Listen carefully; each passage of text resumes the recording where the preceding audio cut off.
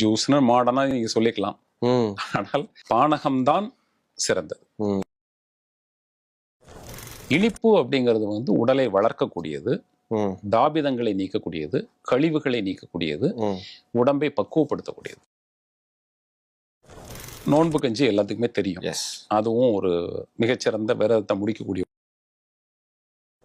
எப்போதுமே இறை வழிபாடு அப்படிங்கிறது வந்து அறிவு சார்ந்தது தான். இறை அப்படிங்கிறத சித்த மருத்துவம் என்ன சொல்லுது அப்படின்னாச்சு,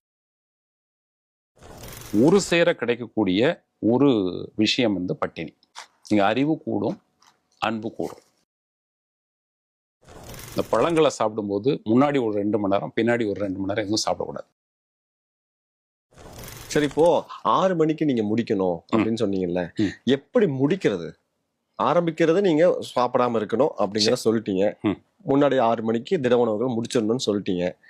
முடிக்கும் போது எப்படி முடிக்கிறது? இப்போ அண்ணா ஹசாரே உண்ணாவிரதம் இருந்தது ரொம்ப பாப்புலர் ஆச்சு. அப்போ அவர் முடிக்கும் போது ஆரஞ்சு ஜூஸ் கொடுக்கப்பட்டது. இப்போ சமீபத்தில் கன்னியாகுமரி நம்ம நாட்டின் பிரதமர் மோடி அவர்கள் இருந்தப்போ அவர் முடிக்கும் போதும் ஆரஞ்சு ஜூஸ் கொடுக்கப்பட்டது. எதை குடிச்சு நம்ம முடிக்கிறது? எப்படி முடிக்கிறது? எப்போதுமே ரொம்ப நீண்ட நேரம் நம்ம வந்து உண்ணாவிரதம் இருக்கும்போது அவங்க வந்து நீரும் அருந்துறது இல்லை. அப்போ ஃபர்ஸ்ட் நம்ம வந்து முதல்ல உடம்புக்கு இன்ட்ரோடியூஸ் பண்ண வேண்டியது நீர்த்துவமான பொருட்கள்.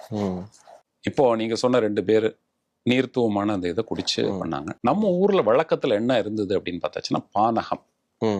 பானகம் அப்படிங்கிறது வந்து புளிப்பான ஒரு பழமோ அல்லது புளிப்பு ஏற்படுத்தக்கூடிய நெல்லிக்காய் மாதிரியான ஒரு காயோ, அது கூட கொஞ்சம் வெல்லம், சுக்கு, ஏலக்காய் இதை போட்டு கரைச்சு செய்யக்கூடியது ஒரு பானகம். இது ஊர் முழுவதும் ஒரு நோய் எதிர்ப்பு சக்தியை கொடுக்கணும் அப்படின்னாச்சுன்னா ஊர்ல யாருமே அன்னைக்கு சமைக்க மாட்டாங்க, பொங்க மாட்டாங்க. ஊர்ல பொதுவாக இருக்கக்கூடிய ஒரு இடத்துல இந்த பானகம் தயாரிக்கப்படும், விநியோகிக்கப்படும், சரியா கொடுப்பாங்க. பானகம் தான் சிறந்தது. ஜூஸ்னு மாடர்னா நீங்க சொல்லிக்கலாம். ஆனால் எலுமிச்சை சாறோ அல்லது நெல்லிக்காய் சாறோ பனை வெல்லம் கலந்து ஏலக்காய் சுக்கு போட்டு கலந்து, இது ஏலக்காய் சுக்குலாம் பார்த்தீங்கன்னா அகட்டு வாய்வு அகற்றின் பேர். ரொம்ப நேரம் நம்ம பசியோட இருக்கும்போது அகற்று வாய்னா வயிற்றில் தங்கி இருக்கக்கூடிய காற்றை வெளிப்படுத்துவதற்கு சுக்கு, ஏலக்காய். அடுத்து நம்ம சாப்பிடக்கூடிய சிறந்த உணவை செரிமானம் பண்ணுவதற்கு சுக்கு, ஏலக்காய் உதவியாக இருக்கும். உடம்புல இருக்கக்கூடிய அந்த லோ சுகர் லெவலை சரிப்படுத்துறதுக்கு அந்த வெல்லம் உதவியாக இருக்கும். இந்த பானகத்தில் இருக்கக்கூடிய புளிப்போடு சேர்ந்து செய்யக்கூடிய அந்த அமிர்தம் அப்படிங்கிறது குடல், வயிறு பகுதிகளில் ஏற்படக்கூடிய அந்த கழிவுகளை வேகமாக நீக்கிறதுக்கு உதவியாக இருக்கும். ஒரு அருமையான கலவை. அதே மாதிரி இன்னொரு நல்ல கலவை அப்படிங்கிறது வந்து முஸ்லிம் அன்பர்கள் சாப்பிடக்கூடிய நோன்பு கஞ்சி. அது மாலையில நீங்க வந்து பாத்தீங்கன்னா அது குடிக்கிறது அப்படிங்கிறது அவ்வளவு நல்லது. அது ஸோ அந்த நோன்பு கஞ்சி, பானகம், இந்த மாதிரி மரபு வழியாக வரக்கூடிய அந்த சாறுகள் அல்லது நீர்த்துவமான பொருட்கள் எல்லாத்தையுமே நம்ம பயன்படுத்தலாம். அந்த மாதிரி குடிச்சு நம்ம முடிக்கலாம். இப்ப இதுல எலுமிச்சை சாறுலையும் இந்த ஆரஞ்சு, சாத்துக்குடியிலாம் சிட்ரிக் அமிலங்கள் இருக்கும் இல்லையா? அந்த வெறும் வயிற்றுல அந்த சிட்ரிக் அமிலம் எல்லாம் சாப்பிடக்கூடாதுன்னு நம்ம சொல்லியிருக்கோமே, அது எப்படி நீங்க? இல்லையே, நம்ம எந்த இடத்துலயும் சொல்லல. ஏன்னா நம்ம தமிழ் மருத்துவத்துல சுவை, வீரியம் அப்படிங்கிற மாதிரி 2 ஒரு தத்துவங்கள் உண்டு. இப்ப நம்ம நாக்குல போட்டு சுவைக்கும் போது ஒரு சுவை இருக்கும், வயிற்றுக்குள்ள அது வேறு சுவையாக மாறும். இப்ப எலுமிச்சம்பழத்திலையும் நெல்லிக்காயிலையும் இருக்கக்கூடிய புளிப்பு தன்மை அப்படிங்கிறது வயிற்றுக்குள்ள போனவுடனே இனிப்பாக மாறும். அப்போ அது சுவை, அது நல்ல உமிழ்நீரோட கலந்திருந்தால் மட்டுமே. உமிழ்நீரோட கலந்து உள்ள போகும்போது இந்த புளிப்பு சுவைங்கிறது வந்து இனிப்பாக மாறிடும். இனிப்பு அப்படிங்கிறது வந்து உடலை வளர்க்கக்கூடியது, தாபிதங்களை நீக்கக்கூடியது, கழிவுகளை நீக்கக்கூடியது, உடம்பை பக்குவப்படுத்தக்கூடியது. சரி, ஸோ அதனால பயப்பட வேண்டியது. சரி, அப்ப இப்ப இன்னொரு கேள்வி வருது. எலுமிச்சை சாறு, இந்த ஆரஞ்சு ஜூஸ், அந்த நீர், இதெல்லாம் சொல்றீங்க இல்லையா? இப்ப இதை வந்து சர்க்கரை போட்டு குடிக்கணுமா, இல்ல எலுமிச்சை சாறு அப்படியே குடிக்கணுமா, இல்ல நீர் கலந்து குடிக்கணுமா? எப்படி இது முறை என்ன? சர்க்கரை, ஒயிட் சுகர் எப்போதும் வேண்டாம் நம்ம சொல்லலாம். தேனோ பனை வெல்லமோ கலந்து சாப்பிடலாம். நான் சொன்ன அந்த கலவை எப்படிதான் 200 மில்லி தண்ணீர், நம்ம அதை கணக்கே சொல்லிடுவோம். இவ்வளவு நீங்க கேட்ட பிறகு நம்ம சொல்லிடுவோம். 1 டம்ளர் தண்ணீர், சரி, அதுல அரை மூடி எலுமிச்சை, சரி, அந்த ஒரு பழத்தை பாதியா வெட்டி அதுல உள்ள அந்த விதையை நீக்கிட்டு அந்த சாறு மட்டும் நம்ம உள்ள போட்டுறோம். அதுல ஒரு தேக்கரண்டி வச்சுக்கோங்க. பழ சைஸ் பெருசா இருக்கும், அதனால 1 தேக்கரண்டி, அதாவது 5 மில்லி அளவிற்கு எலுமிச்சை சாறு.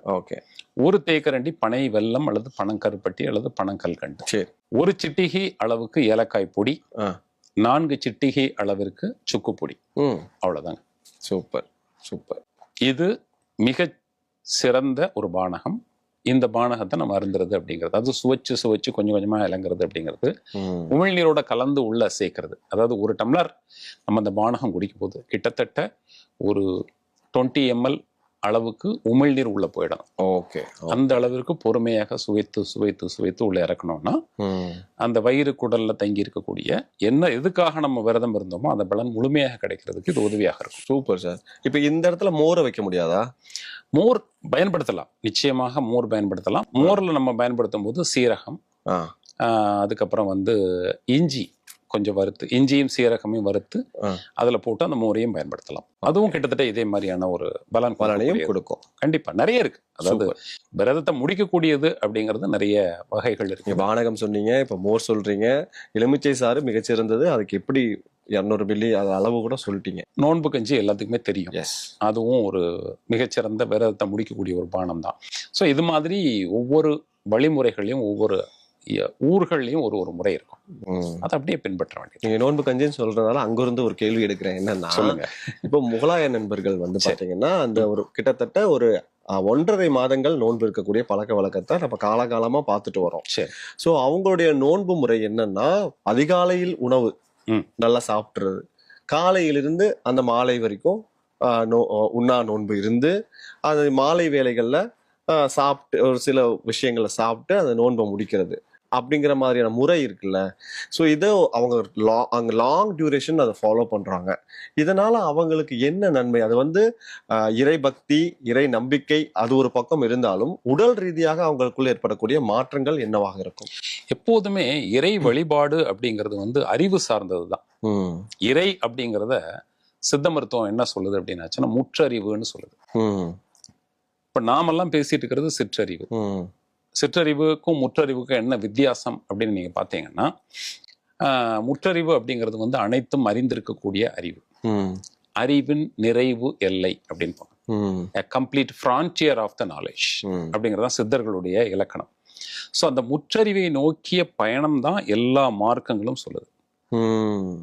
இப்ப நீங்க சித்த மருத்துவத்தை எடுத்துக்கலாம், அல்லது நீங்க சொல்ற அந்த முகலாய அன்பர்கள் எடுக்கிறத சொல்லலாம், அல்லது கிறிஸ்டியானிட்டி அதை பின்பற்றக்கூடியவங்கள் சொல்லலாம். இதெல்லாம் சென்று சேரக்கூடிய இடம் அறிவினுடைய உச்சநிலை, அன்பினுடைய உச்சநிலை. இந்த அறிவும் அன்பும் ஒரு சேர கிடைக்கக்கூடிய ஒரு விஷயம் பட்டினி. இங்க அறிவு கூடும், அன்பு கூடும். இந்த ரெண்டுமே இந்த பட்டினி அப்படிங்கறத நீங்க ஏதோ கேட்க ஆரம்பிச்சு எங்கெங்க போயிட்டு. சோ இந்த பட்டினி அப்படிங்கிறது மருந்து அப்படிங்கறத தாண்டி, மருத்துவ நிலை அப்படிங்கறத தாண்டி இது ஆன்மீக பயணம். ஆன்மீகம்னா ஏதோ ஒரு சாமியை போய் போறதுங்கிறது கிடையாது. அறிவு பயணம், முற்றறிவை நோக்கிய பயணம். இறை அப்படிங்கிறது பதிங்கிறது முற்றறிவு. அந்த முற்றறிவை நோக்கிய பயணத்துல பட்டினி அப்படிங்கிறது ஒரு மார்க்கம். சார், இப்ப நான் இந்த வீடியோ ஆரம்பிக்கும் போது இது ஒரு ட்ரெண்டாக இருக்கு, ஒரு ஃபேஷனா இருக்குன்னு தான் இப்ப ஆரம்பிச்சேன். ஆனா இந்த உண்ணா விரதம் அப்படிங்கிற முறையே நம்மளுடைய ஒரு 30 ஆண்டுகளுக்கு முன்னோக்கி போய் பார்த்தோம்னா அது தெய்வத்தின் பேராலேயே தான் பண்ணிருக்காங்க. கண்டிப்பா. நான் வெள்ளிக்கிழமை விரதம் இருக்கேன், அம்மனுக்கு விரதம் இருக்கேன், நீங்க சொன்ன ஏகாதசி, அமாவாசை, இப்போவும் நிறைய நம்ம முன்னோர்கள் நம்ம பாட்டிகள் எல்லாம் பண்றதை நம்ம பாக்குறோம். சோ அப்படி இருந்த விஷயம் இப்போ ஒரு ட்ரெண்டாகவும் உடலை பேணி காக்கும் ஒரு விஷயமாகவும் எப்படி வந்துச்சு? எப்படி இந்த ஒரு அவேர் ஏற்பட்டிருக்குன்னு நீங்க நினைக்கிறீங்க? இல்ல, மாடர்ன் ரிசர்ச் தான். இப்ப நிறைய ரிசர்ச் பப்ளிகேஷன்ஸ் இப்ப ஒரு மொபைல் வச்சிருந்தோம்னா அதுல தட்டி பார்த்தோம்னா தெரிஞ்சது பட்னி இருந்தா என்ன நடக்கும் அப்படிங்கறதெல்லாம் பார்க்க ஆரம்பிச்சிட்டாங்க இளைஞர்கள்.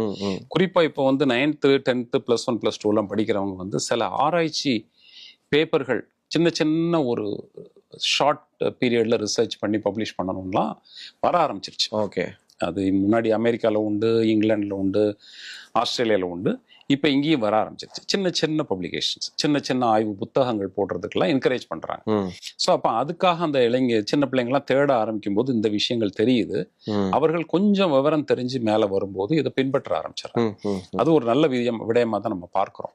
அந்த விதத்துல இந்த பட்டினி அப்படிங்கிறது நீங்க இளைஞர்கள்ட்ட ட்ரெண்டா இருக்குது அப்படிங்கிறது கேட்கறதுக்கு ரொம்ப சந்தோஷமா இருக்கு. அது நிச்சயமா அதை முறைப்படி அவர்களுடைய உடல் வாகுக்கு தகுந்த மாதிரி அந்த பட்னியை அமைச்சுக்கணும். என்னுடைய ஃப்ரெண்ட் அப்படி இருந்தான், நான் இருக்கிறேன் அப்படின்னு இல்லாம அவருக்கு அது தாங்கும். மருத்துவ ஆலோசனை தேவையா? ஓரளவுக்கு.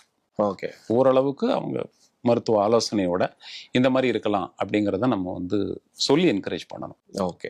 இன்னொன்னு கூட சார், இப்போ நீங்க சொல்லிட்டு இருக்கிற உண்ணாவிரத முறைகள்ல வந்து சாப்பிடாம இருக்கிறது தான்ப்பா உண்ணாவிரதம்னு நீங்க சொல்றீங்க.